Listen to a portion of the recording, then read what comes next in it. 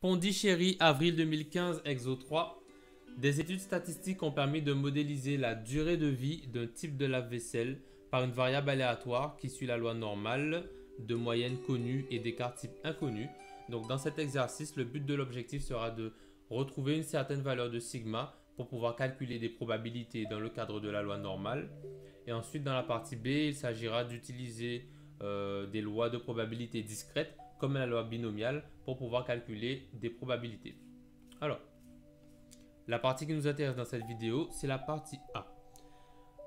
On nous donne probabilité que x soit inférieur ou égal à 64 est égal à 0,16. On le voit bien ici. Probabilité que x soit compris entre moins l'infini et 64, c'est égal à cette surface-là qui est de 16%. Alors la question 1, A, en exploitant le graphique, déterminer la probabilité que x appartienne à 64, 104. Donc 64, c'est ici. Ici à 84, on a la moyenne mu.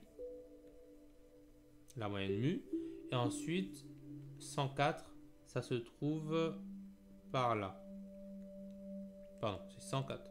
104. Alors, la première chose qu'on peut remarquer, c'est que 64 et 104 se trouvent à la même distance de la moyenne mu. Ici, on a 84 moins 20 font 64.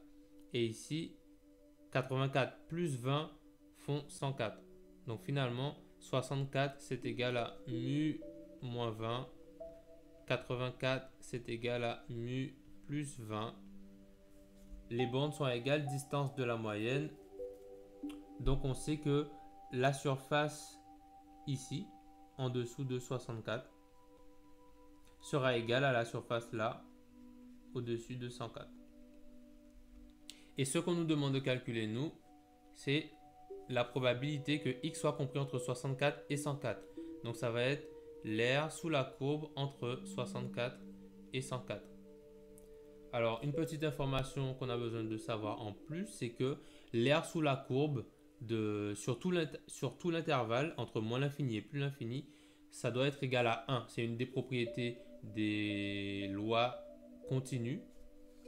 Donc, on sait que cette surface-là, plus cette surface-là, plus cette surface-là, va nous donner 1. En vrai, ce qu'on sait, c'est que la probabilité que x soit plus petit que 64, plus la probabilité que x soit compris entre 64 et 104, plus la probabilité que x soit plus grand que 104, c'est égal à 1. Donc, c'est ce qu'on va écrire. 1 est égal à... Non, je vais écrire dans l'autre sens. Probabilité que x soit plus petit que 64 plus probabilité que x soit compris entre 64 et 104 plus la probabilité que x soit plus grand que 104, c'est égal à 1. Et nous, ce qu'on cherche, c'est ça.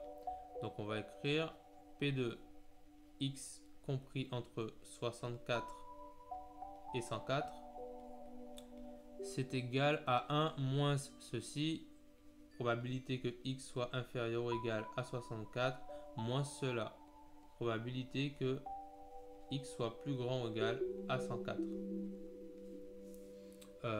Qu'est-ce qu'on peut remarquer? C'est qu'on a dit sur le graphique, cette surface-là est égale à cette surface-là. Donc la probabilité que x soit plus petit que 64, c'est bien égal à la probabilité que x soit plus grand que 104. Donc ça, c'est égal à ça. Donc on peut réécrire ça comme étant 1 moins 2 fois la probabilité que x soit plus petit que 64. Ensuite, ceci, la probabilité que x soit plus petit que 64, on nous l'a donné dans l'énoncé, c'est 0,16. Donc ici, on est à 1 moins 2 fois 0,16. Si on fait ce calcul-là à la calculatrice, 1 fois 1 moins 2 fois 0,16, c'est égal à 0,68.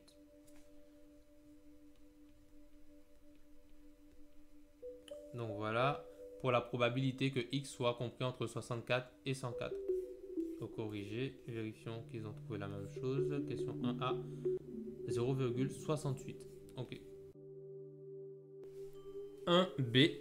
Quelle valeur approchée entière de sigma peut-on proposer? Alors à la question précédente, on a vu que 64 c'était égal à 84 moins 20 et 104 c'était égal à 84 plus 20. Donc finalement, la probabilité que x soit compris entre 64 et 104, c'est la probabilité que x soit compris entre mu moins 20 et mu plus 20. Donc je vais le réécrire ici en bleu. Probabilité que x soit compris entre mu moins 20 et mu plus 20. On a calculé que c'était égal à 0,68. 0,68. Or, on a des propriétés du cours qui nous disent que quand on a une probabilité de la forme x est compris entre mu moins sigma et mu plus sigma, cette probabilité-là, c'est égal à 0,68. On sait aussi que quand P, la probabilité de x compris entre mu moins 2 sigma et mu plus 2 sigma, ça c'est égal à 0,95. Pareillement, on sait que la probabilité que x soit compris entre mu moins 3 sigma et mu plus 3 sigma, ça c'est égal à 0,99. Alors la situation qui nous intéresse, nous, c'est quand la probabilité est égale à 0,68, comme ici, on identifie que moins sigma plus sigma, c'est bien pareil que le moins 20 et le plus 20 qu'on a là. Donc finalement, sachant ça, on peut en conclure que sigma c'est égal à 20.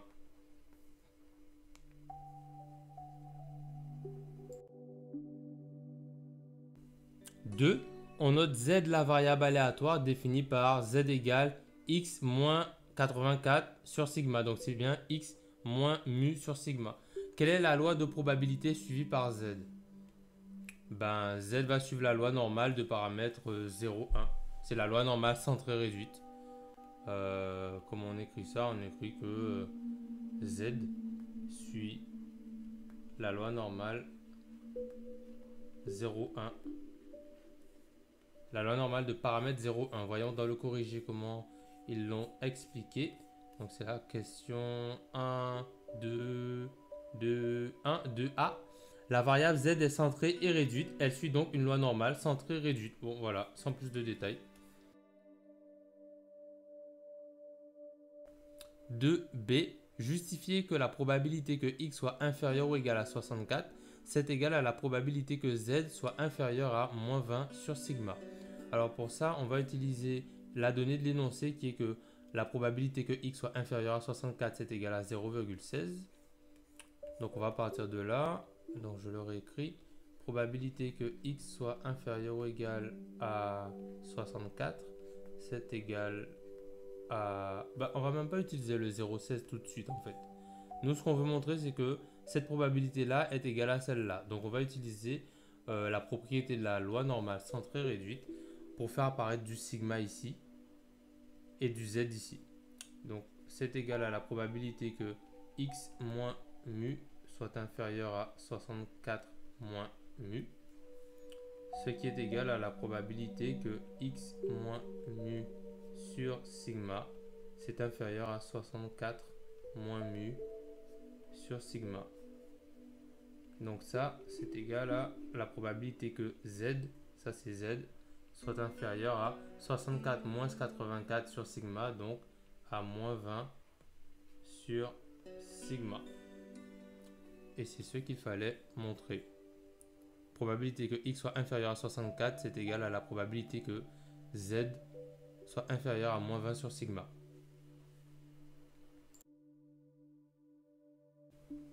2c, en déduire la valeur de sigma arrondi à 10-3. Maintenant, on va pouvoir se servir du fait que on est probabilité que x soit inférieur ou égal à 64 est égal à 0,16. Donc, cette probabilité-là, c'est égal à 0,16. Donc, cette probabilité-là, c'est égal à 0,16. Donc, écrivons ça. Probabilité que Z soit inférieur ou égal à moins 20 sur sigma, c'est égal à 0,16. Et à ce moment-là, on peut se servir d'une fonction de la calculatrice qui s'appelle inverse normale. Donc inverse normale ou inverse normale CD sur la TI notamment, dans laquelle on va rentrer comme paramètre la valeur de la probabilité recherchée, ça va être 0,16 dans notre cas. Ensuite, on va entrer mu et sigma, donc mu Z et sigma Z si on a une TI. Sinon, on va entrer sigma Z et ensuite mu Z si on a une Casio. Donc, on rentre ces paramètres-là dans la calculatrice et elle va nous sortir la valeur de moins 20 sur sigma. Donc en fait, cette fonction nous permet de calculer la valeur de K quand on est dans le cadre de probabilité que une variable aléatoire soit inférieure ou égale à K égale une valeur P connue de la probabilité. Donc faisons ça.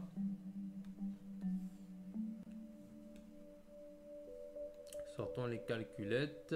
Je commence avec la Casio. Alors, je vais chercher inverse normale. Donc, on va dans option, on cherche le menu distribution. Donc, dans option statistique, on a distribution. On sélectionne la loi normale. Ensuite, inverse normale. Donc, voilà. En premier, on rentre la valeur de la probabilité, c'est 0,16. Ensuite, on rentre la valeur de sigma. Donc, sigma Z, Z suit la loi normale centrée réduite.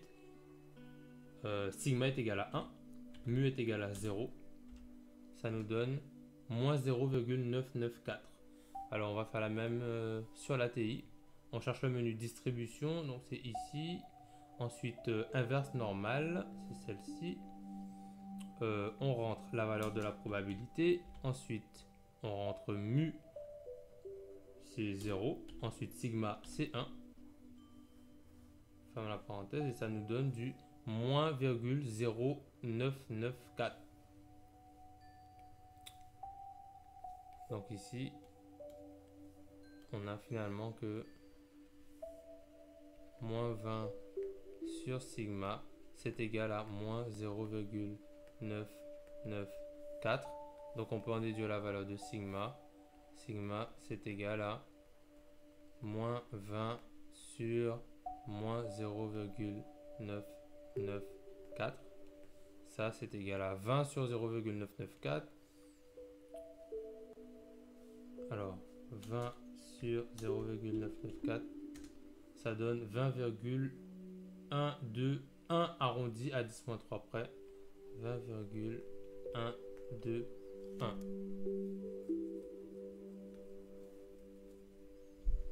Donc, c'est la valeur de sigma. Est-ce que c'est ce qu'il fallait trouver? Ah, dans la question suivante, on nous dit que l'on considère que sigma égale 20,1. On ne doit pas être très loin. Alors, question 3. Dans cette question, on considère que sigma est égal à 20,1. Calculez la probabilité que la durée de vie du lave-vaisselle soit comprise entre 2 et 5 ans. Alors, c'est la probabilité que x soit compris entre 2 et 5 ou pas. X suit la loi normale et modélise la durée de vie en mois d'un type de lave-vaisselle. Donc, il va falloir convertir nos années en mois. Donc, ça va être la probabilité que x soit compris entre 24 et 60 mois. Donc, écrivons ça ici.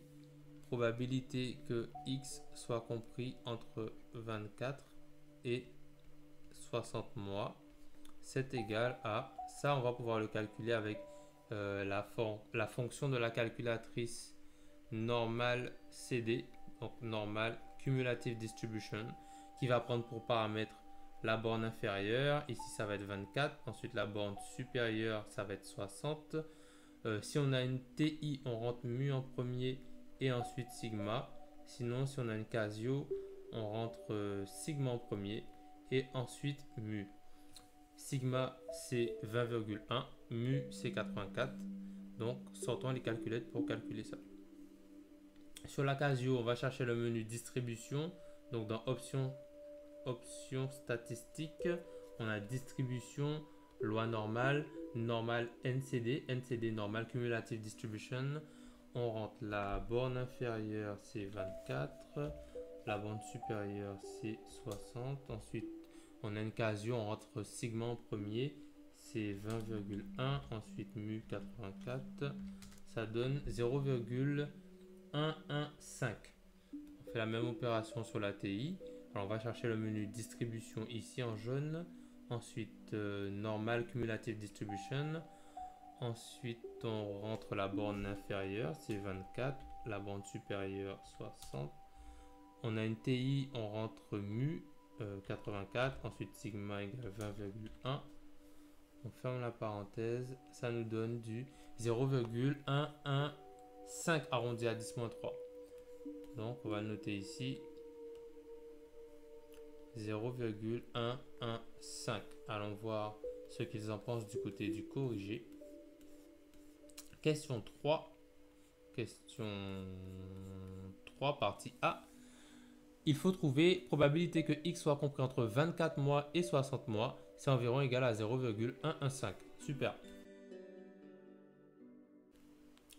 3B. Calculer la probabilité que le lave-vaisselle ait une durée de vie supérieure à 10 ans. Donc, c'est la probabilité que x soit supérieur ou égal à 10 fois 12 mois, 120 mois. Donc, notons ça ici. On va chercher la probabilité que x soit plus grand que 120. Alors ça, on va utiliser la même fonction que précédemment, normal cumulative distribution, sauf que ici, x va être compris entre 120 et plus l'infini pour la borne supérieure.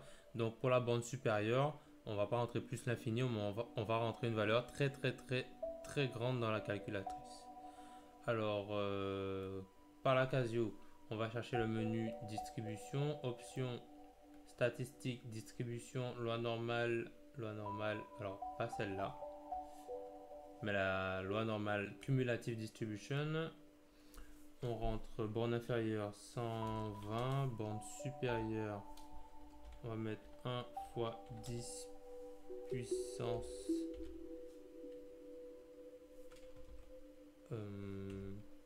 99. Ensuite, c'est une casio, on rentre sigma 20,1. Ensuite, mu égale 84. Ça nous donne du 0,036. Sur la TI, on va chercher le menu distribution, loi normale cumulative distribution, donc CDF. On rentre 120, ensuite 1 fois 10 puissance 99. Ensuite, on rentre la valeur de mu 84, la valeur de sigma 20,1. Ça nous donne du 0,037 à 10-3 près. Donc ici, on a c'est égal à 0,037. Voyons ça au corrigé. 3B. Probabilité que grand X soit supérieur à 120, c'est égal à 0,5, blablabla, environ égal à 0,037. Donc au niveau du résultat, on a bon. Par contre, ils ont utilisé une différente méthode. Donc on a probabilité que X soit supérieur à 120, c'est égal à 0,5 moins la probabilité que X soit compris entre 80 et 120. 84 et 120. Alors si on regarde sur notre graphique, de quoi ça a l'air, eux, ils ont dit que la probabilité que X soit plus grand que 120, c'était égal à 0,5 moins la probabilité que X soit compris entre 84 et 120, si je me souviens bien. Donc nous, ce qu'on cherche, c'est probabilité que X supérieur à 120. Donc la probabilité que X se retrouve pas ici, mais ici. Ok. Ils disent que c'est 0,5 moins la probabilité que X soit compris entre 84 et 120. Donc X est compris entre 84 et 120, ça va être ici. Ça, c'est ça. 0,5, c'est... Alors, sachant que l'air total sous la courbe est égal à 1, donc la moitié, 0,5, ça va être entre une borne, soit la borne supérieure et la moyenne, soit la borne inférieure et la moyenne. Donc là, j'imagine qu'ils ont choisi la borne inférieure. Donc c'est 0,5 moins, donc non, la borne supérieure, 0,5 moins la partie verte qui va nous donner la partie jaune qu'on recherche. Ok, donc ça nous fait du 0,5. Donc toute cette partie-là, ça c'est le 0,5 qui est ici, moins la petite partie verte qui nous donne le résultat recherché en jaune.